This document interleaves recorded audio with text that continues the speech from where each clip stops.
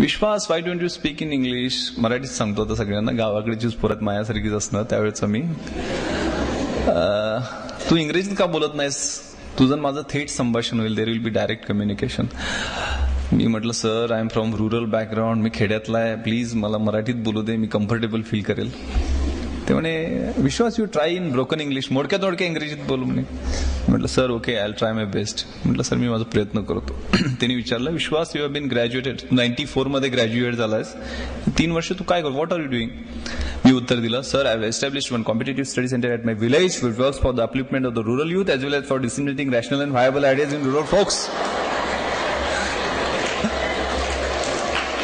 ते चाट पडले, अरे you speak very good English. पण तेवढंच उत्तर मी पाठ करून ठेवलेलं होतं.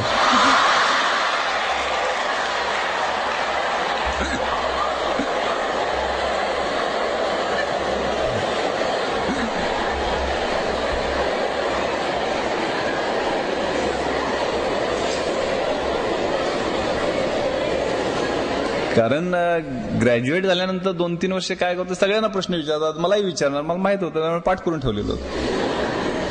त्यानंतर माझं खरं इंग्रजी बाहेर यायला लागलं. पुढचा प्रश्न काय होता, माझा मराठी साहित्य विषय होता, आणि त्यांनी मला विचारलं की Vishwas, you might have heard about Ghashiram Kotwal. Ghashiram Kotwal बद्दल ऐकलं असशील, वाय इट वॉज कंट्रोवर्शियल, वादग्रस्त का झालेलं होतं? मी उत्तर दिलं, sir Ghashiram Kotwal was drama written by Vijay Tendulkar and it was controversial because Nana Fadणवीस was shown as behind women person. आता त्यांना behind womenचा अर्थच कळेल ना.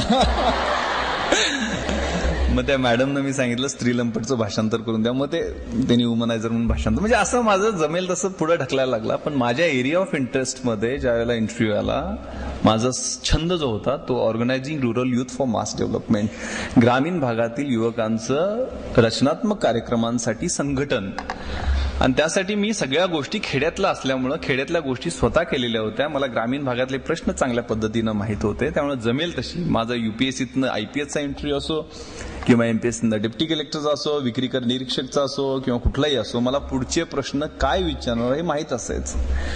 कारण मी त्याचा प्लॅन केलेला होता, आपल्याला याचा सब क्वेश्चन्स हा असू शकतो, शूटिंगच्या संदर्भात सगळी तयारी केलेली होती. त्यामुळे मला सगळे प्रश्न, उपप्रश्न जे अपेक्षित होते ते विचारले गेले. जसे जमतील तसे मराठी, हिंदी, इंग्रजीत ते प्रश्नांची उत्तरं मी दिली.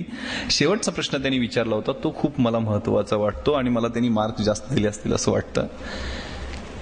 त्यांनी हिंदीत विचारलेलं होतं लेफ्टनंट जनरल सुरेंद्रनाथनी की विश्वास, इस दुनिया में तुम क्यों आए हो? इस दुनिया में आने का तुम्हारा मकसद क्या? तर काय उत्तर, मी तर स्वतःहून आलेलो नाही, आई वडिलांनी आणलं. काय उत्तर द्यावं? काय म्हणजे कलेक्टर झालो तर ग्रामीण भागातले प्रश्न सोडवेन, लोकांच्या समस्या सोडवेन, गरिबांचे अश्रू पुसण्याचं काम करेन, असं काहीतरी उत्तर दिलं असतं तर ते बोगस, नकली वाटलं असतं. मी क्षणभर माझ्या भूतकाळाकडे पाहिलं, मला बाहेर बसलेला आनंद दिसला, तोही इंटरव्ह्यूसाठी आलेला होता. भूतकाळाकडे पाहिलं, पूर्ण भूतकाळाचं पुनर्विलोकन केलं आणि उत्तर दिलं, sir I have come here to struggle. मी या ठिकाणी संघर्ष करायला आलोय. आतापर्यंत प्रतिकूल परिस्थितीशी संघर्ष करत इथंपर्यंत पोहोचलोय आणि इथं तुम्ही मला जर सिस्टम मध्ये येण्याची संधी दिली तर सिस्टम मधल्या वाईट गोष्टींच्या विरुद्ध संघर्ष करायची इच्छा आहे. ते उत्तर त्यांना अपील झालं. आणि ज्या ठिकाणी मी म्हटलं होतं ना मगाशी, विकास जैन, अमेरिकेतली बीटेक MMS हायली क्वालिफाईड, मी BA इतिहास शिवाजी विद्यापीठ कोल्हापूर, तो हायली क्वालिफाईड मुलगा, त्याला पहिला प्रश्न विचारला की तू अमेरिकेतली 2 लाख रुपये पर महिन्याची नोकरी सोडून इथं 10,000 रुपये पर महिन्याची नोकरी पकडायला कशासाठी आलास? त्याला त्याचं उत्तर व्यवस्थित देता आलं नाही. त्याच्या इंटिग्रिटीबद्दल, त्याच्या ऑनेस्टीबद्दल, त्याच्या प्रामाणिकपणाबद्दल क्वेश्चन मार्क तयार झाला. आणि पुढचे त्याला प्रश्न विचारले की तुझ्या टाइम मध्ये इन्ग्रेडियंट्स कोणते आहेत, त्यात नायलॉन किती % आहे, पॉलिस्टर कसं किती % आहे, मग ते टेरिलिन कसं बनवतात, म्हणजे अतिशय इरिलेव्हंट, असंबद्ध प्रश्न त्याला विचारले गेले आणि जाणीवपूर्वक त्याचा इंटरव्ह्यू फ्लॉप करण्यात आला.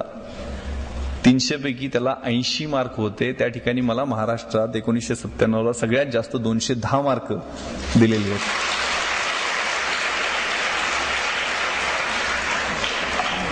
सांगण्याचा उद्देश एवढाच आहे की झाकली मूठ 1.25 लाखाची ठेवू नका. ओपन अप, बी पॉझिटिव्ह. आपल्यामध्ये असतंय ते, आपल्यामध्ये पोटेन्शियल असतं. एका अणूमध्ये जर विश्व उद्ध्वस्त करण्याची शक्ती असेल तर आपल्याला 2 हात, 2 पाय, 2 डोळे, सगळं चांगलं फिट शरीर दिलेलं आहे. अभ्यास करून कुणाच्या अंगाला भोकं पडलेत किंवा कोण मेलाय असं मी काय ऐकलेलं नाहीये. ही संधी आहे. जसं जमेल तसं प्रामाणिकपणे सांगत गेलो आणि यश मिळत गेलं. त्यामुळं हा वेळ आहे ना, हा खूप महत्वाचा आहे. तुमच्या आयुष्यातला कन्स्ट्रक्टिव्ह पिरियड आहे. मात्र इथं वळणही वेगळं लागू शकतं. या वयात अनेक काय म्हणतात ते 16 वर्ष धोक्याचं, आपण चुकीच्या मार्गालाही जाऊ शकतो. एखादी चमकणारी गोष्ट असते, चकाकणारी गोष्ट असते, आपल्याला वाटतं ते सोनं आहे, आपण जवळ जातो, त्याला हात लावतो, ती काच असते, कधीतरी ती काच लागते हाताला, जखम होते, त्याची जखमेची मोठी जखम होते, चिघळते, तिचं गँग्रीन होतं ना, आयुष्य कधी उद्ध्वस्त होतं कळत सुद्धा नाही. थोडंसं सावधान. अगदी काय सदासेवी अरण्य तारुण्य काळी करण्याची आवश्यकता नाहीये. थोडं आपल्याला ज्यासाठी पाठवलेलं आहे घरून, आपले शिक्षक आपल्याची जे अपेक्षा करतायत त्यासाठी वेळ दिला पाहिजे, त्यासाठी प्लॅन केला पाहिजे. एक चांगला शेर मला SMS वरती पाठवलेला होता कोणीतरी परवा, खूप चांगला, कि मंजिलें उन्हीं को मिलती है जिनके सपनों में जान होती है, यूं ही पंख होने से कुछ भी नहीं होता, हौसलों से उड़ान होती है.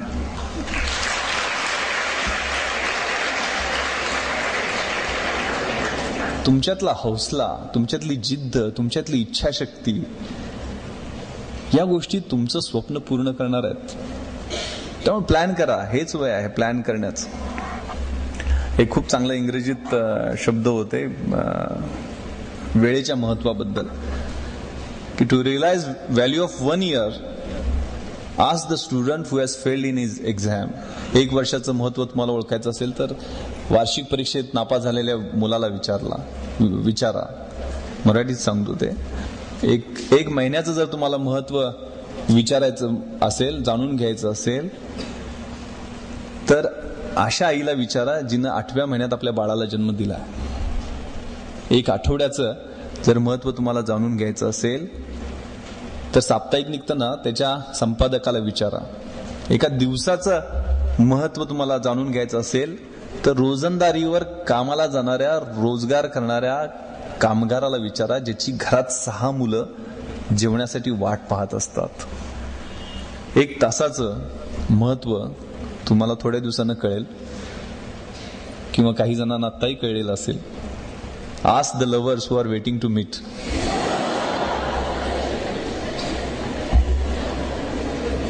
एक मिनिटाचं महत्व तुम्हाला जाणून घ्यायचं असेल तर ज्याची ट्रेन चुकली आहे अशा माणसाला विचारा. 1 सेकंदाचं महत्व तुम्हाला जाणून घ्यायचं असेल तर त्याचा नुकताच ऍक्सिडेंट चुकलाय ना, ऍक्सिडेंट मध्ये वाचलाय, त्याला विचारा. आणि सगळ्यात महत्वाचं, to realise value of 1 millisecond, सेकंदातल्या 10व्या भागाचं तुम्हाला महत्व जाणून घ्यायचं असेल तर ask the runner who has won silver medal in Olympics.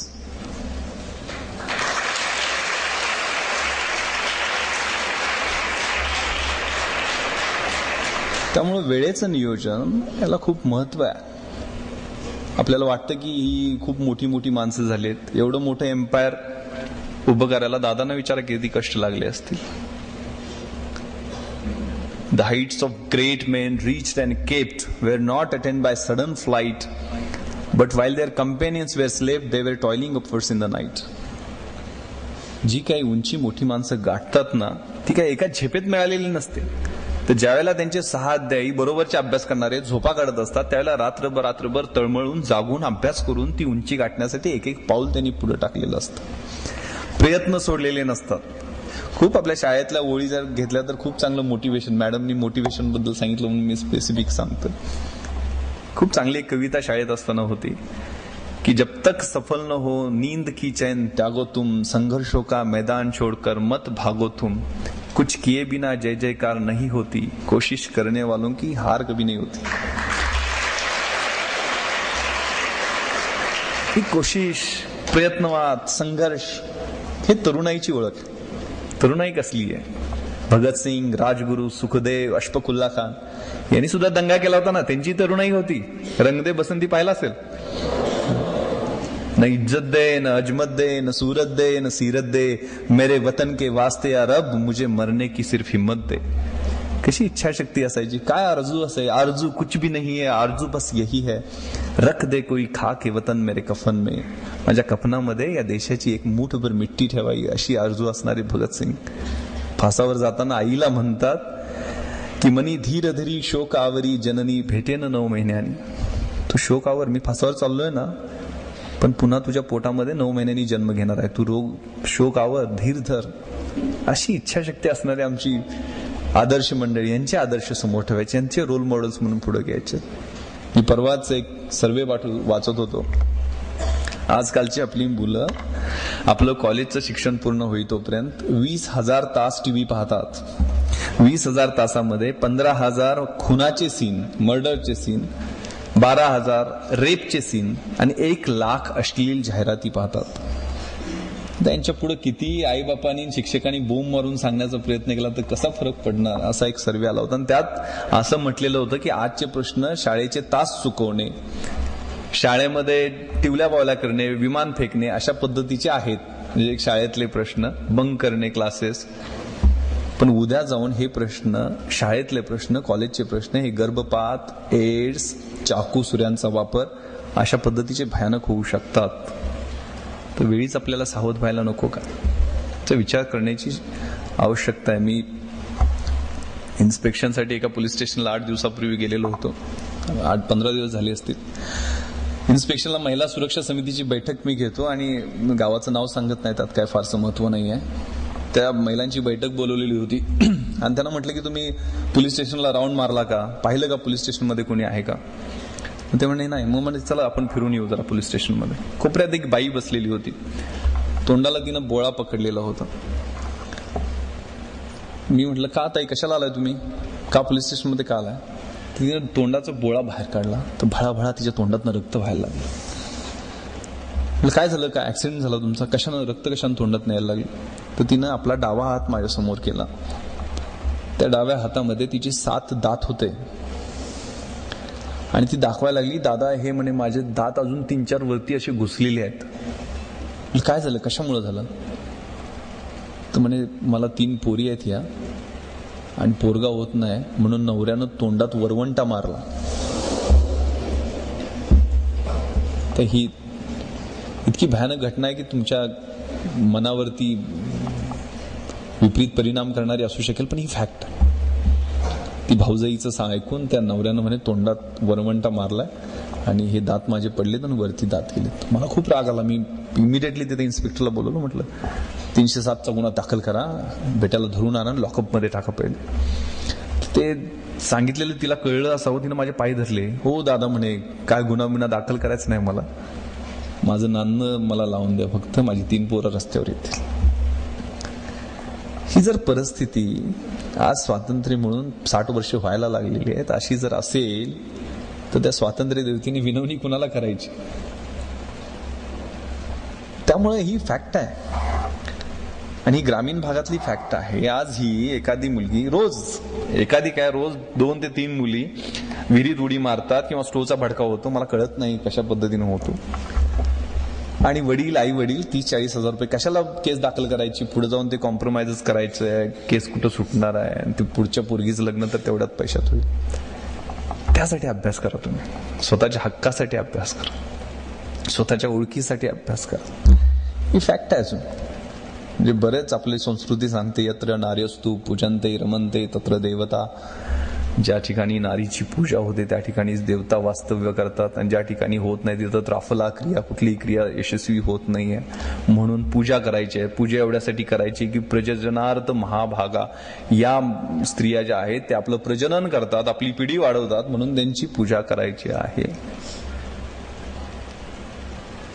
तर म्हणजे संस्कृती आपण मोठ्या गप्पा मारल्या तरी फॅक्ट बघितल्या तर विजय देवरायच्या राजाला 4000 बायका होत्याच ना. एका वेळेला 4000 बायका सती गेल्या.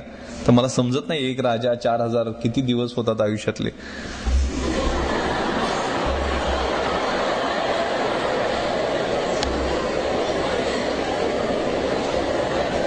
म्हणजे मोठ्या संस्कृतीच्या गप्पा आपण करतो. पिता रक्षती कौमार्य, भर्ता रक्षती यौवने, पुत्रो रक्षती वार्धक्ये, न स्त्री स्वातंत्र्य अर्हति, अशी काही सुभाषित असतात. सांगण्याचा उद्देश असाच आहे की आपलं जे स्वत्व आहे, व्यक्तिमत्व आहे, ते स्वतःहून बनवल्याशिवाय उद्या तारणारं कोणी नाहीये. स्वामी विवेकानंदांनी सुद्धा सांगितलं की no bird can fly with one wing. त्यामुळे स्त्रियांना जर पुरुषाच्या बरोबरीनं जपान, जर्मनी, US हे देश पुढे वेगानं का गेले, फिनिक्स पक्षासारखे ते मोठे का झाले, राखेतून का उभा राहिले, तर तिथं स्त्रिया आणि पुरुष एका वेळेला खांद्याला खांदा लावून या देशाच्या प्रगतीसाठी त्यांनी काम केलं. आमच्या बॅचमध्ये एक भारती जजोरिया नावाची मुलगी होती. आम्ही 56 पैकी 50 पुरुष आणि 6 मुली अशा पद्धतीनं आमची बॅच होती. 6 पैकी भारती जजोरिया एक. आमच्या वर्षाच्या शेवटी ॲक्वॅटिक मीट असते, म्हणजे पोहण्याच्या स्पर्धा, आणि त्याचे 9 गोल्ड मेडल असतात वेगवेगळ्या इव्हेंटचे. मग त्यात free style, best stroke, back stroke, butterflies अशा 50 मीटर, 100 मीटर अशा वेगवेगळ्या इव्हेंट होतात. तर भारती जजोरिया ही एका ट्रॅकमध्ये पोहत होती आणि 6 ट्रॅक इतर जे होते, ऑलिम्पिक साईजचा स्विमिंग पूल अकॅडमी मधला आमचा, त्या इतर 6 ट्रॅकमध्ये आम्ही 6 जण 6 पुरुष मंडळी दरवेळेला चेंज व्हायचो. प्रत्येक इव्हेंटला 50 मीटरला वेगळे, 100 मीटरला वेगळे, रिलेला वेगळे, म्हणजे प्रत्येक इव्हेंटला आम्ही वेगळे वेगळे व्हायचो. पण भारतीनं तो ट्रॅक सोडला नव्हता. ती एकटी प्रत्येक इव्हेंटमध्ये पोहत होती आणि त्या एकटीनं 9च्या 9 गोल्ड मेडल घेऊन गेली.